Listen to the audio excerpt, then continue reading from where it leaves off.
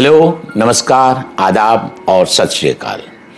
जैसा कि आप जानते हैं कि ऑफ द रिकॉर्ड बातों के इस प्रोग्राम में मैं अनूठी खबरें, वे खबरें और खबरों के पीछे की खबरें लेकर आता हूं। तो अब तक आपने विभिन्न सब्जेक्ट्स पे सुना है, लेकिन आज मैं एक ताज़ा तरीन, एक ऐसा वाकया लेकर आया हूं जिसने कहीं ना कहीं बहुत पेन किया है। अभी पिछले कुछ ही दिनों पहले टीचर्स डे गुजरा था। आपको याद होगा कितनी श्रद्धा और कितने अनुनय से सबने उनको नमन किया था, एक पूरे शिक्षा के समुदाय के प्रति अपने समर्पण को अभिव्यक्त किया था। और इसी सिलसिले से जुड़ा है आज का ये वाकया। आपको तो याद होगा कि, और आपने टीवी पर प्रोग्रामों में देखा होगा,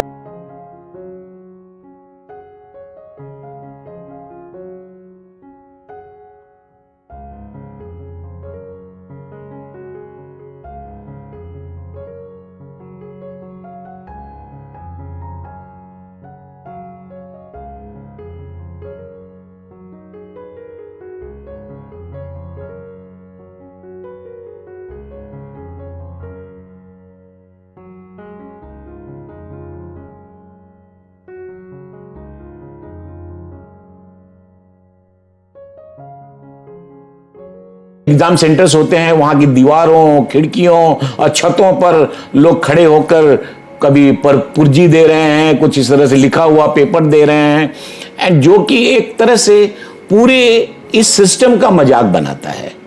तो आखिर इस चीज को कहीं ना कहीं तो रोक लगानी चाहिए। और अब तक तो इस तरह के चोरी और जालसाजी का जो तंत्र था वो काम कर रहा था उसके आधार पर, लेकिन अब यह मानना पड़ेगा कि जिस तरह से टेक्नोलॉजी का इंप्लीमेंटेशन हर जगह हुआ है, हर क्षेत्र में हुआ है, तो इस क्षेत्र में भी होना तो लाजमी था और वही हुआ है।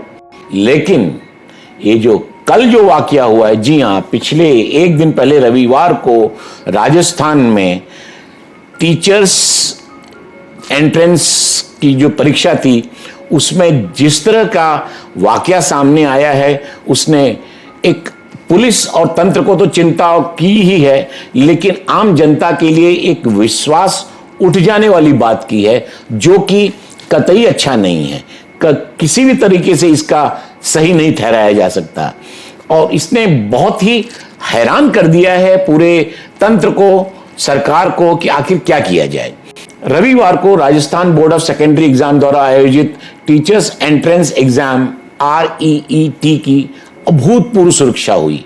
ऐसे हुई जैसे कि IAS की परीक्षा की एंट्रेंस हो रही है या उसकी परीक्षा की तैयारी हो रही है। लाखों की संख्या में पुलिस, अर्ध सरकारी बल तैनात किए गए, क्योंकि इतना इसके बारे में मतलब फेमस हो चुका है कि टीचर्स की ट्रेनिंग का जो एग्जाम होता है उसमें खूब जमकर नकल होती है, धांधलियां होती हैं, गलत तरीके से लोगों को मदद पहुंचाई जाती है, इस वजह से वो पास कर जाते हैं एग्जाम। उस पेशे का उस मामले में ऐसा हो रहा है जिनसे अपेक्षा आदर्श स्थापित करने की होती है।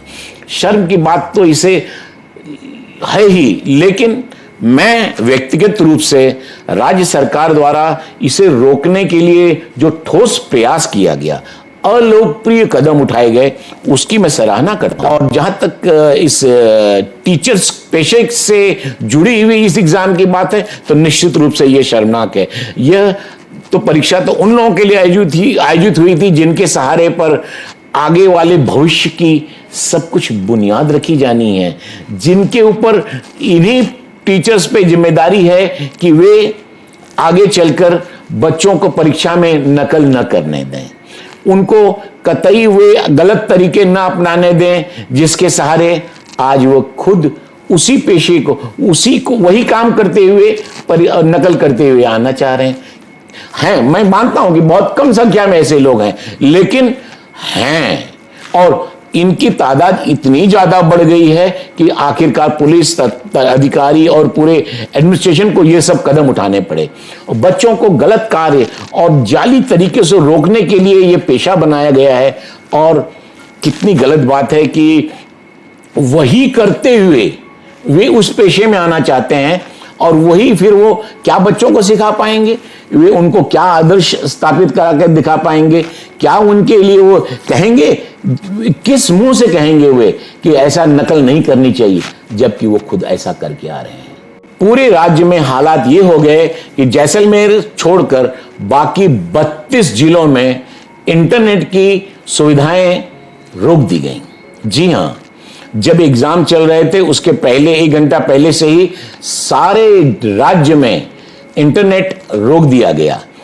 हर तरह की तैयारी की गई, चप्पे चप्पे पर पुलिस रखी गई, एग्जाम सेंटर से काफी दूर ही लोगों को अंदर नहीं आने दिया गया, जो कि सब अच्छी बात है। सबसे बड़ा वाकया बीकानेर में हुआ, जहां पर चीटिंग के इस नायाब तरीके को इंप्लीमेंट करने वाले 5 लोगों को गिरफ्तार किया गया। इस गिरोह ने ऐसे स्लीपर्स, पैर में पहनने वाले ऐसे स्लीपर बनाए थे जिसमें अंदर फोन का सिम, ब्लूटूथ लगा हुआ था, और जो कि कान के अंदर लगे बेहद छोटे, बहुत माइक्रो साइज के स्पीकर से कनेक्टेड था।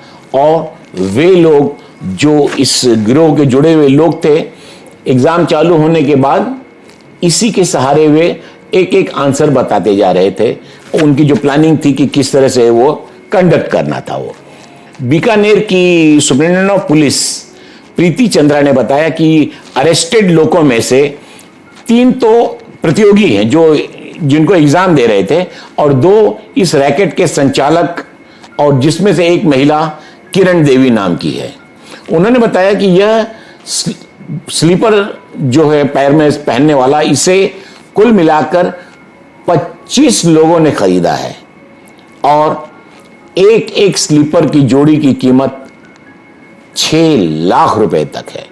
अब आप इससे अंदाज लगा सकते हैं कि एग्जाम का एंट्रेंस पास करने के लिए और इस तरह अपना कर 6 लाख रुपए देकर जो लोग आ रहे हैं, आगे क्या स्थापित करेंगे मापदंड, क्या करेंगे और कैसे बच्चों को पढ़ाएंगे और क्या सिखाएंगे, उस पर एक सवालिया निशान तो निश्चित रूप से लग जाता है। वैसे यह गिरोह काम नहीं कर पाया पूरा, क्योंकि पुलिस को इसकी टिप पहले ही मिल गई थी। तो उसने उसी आधार पर गंगा शहर बस स्टैंड के बाहर 3 लोगों को बस स्टैंड पर पकड़ लिया, जो कि ये एग्जाम देने वाले थे, और उन्होंने वो स्लीपर पहन रखे थे। तो पुलिस ने तो उन्हें धर दबोचा, और जब उनसे पूछताछ की तो उन्होंने उन लोगों के नाम भी बताए। और इसके बाद रात तक, पहले वो लेडी को पकड़ा गया, इसके बाद रात तक उसका एक जो मास्टरमाइंड था मनोहर लाल, उसे भी धर लिया गया। अब इन लोगों के पास उस एक्स्ट्रा ब्लूटूथ स्पीकर, माइक और कई सिम कार्ड भी बरामद हुए इन लोगों के पास। और इन गैंग का जो लीडर था, उसे जब पकड़कर पूछताछ की गई, तब उसने पूरी कार्यप्रणाली को बताया कि किस तरह से वे एक अपने फोन के द्वारा इससे कनेक्टेड हो जाते थे एग्जाम होते, क्योंकि उनके पास हो जाने के बाद तुरंत क्वेश्चन पेपर आ जाता है, और उसको उनके पास आंसर जो एक्सपर्ट्स बैठे रहते हैं फटाफट बताते हैं, और लोग उसी आधार पर लिखते जाते हैं। पुलिस ने पकड़े गए एक सदस्य की निशानदेही पर प्रतापगढ़ जिले से 2 और सीकर और अजमेर से भी एक एक ऐसे कैंडिडेट को अभी तक तो पकड़ लिया है। निश्चित रूप से 1-2 दिन के अंदर सभी के सब पकड़ लिए जाएंगे। ये आरोपी ओरिजिनली प्रतियोगी की तरह दिखने के लिए हेयर स्टाइल उसी तरह की बनाकर, फोटो खिंचवाकर, और वो जो एंट्रेंस कार्ड आता है उस पर अपनी तस्वीर भी लगाकर आए हुए थे। यानी कि इससे तय है कि कितना बड़ा इसमें गिरोह शामिल है, किस तरह की योजनाएं बनाई गई हैं, वो स्पष्ट होती हैं। राजस्थान के कुल 33 जिलों के 3,993 सेंटर्स पर 2 शिफ्ट में एग्जाम हुए थे, और इस परीक्षा में कुल मिलाकर 16.5 लाख प्रतियोगियों ने हिस्सा लिया था।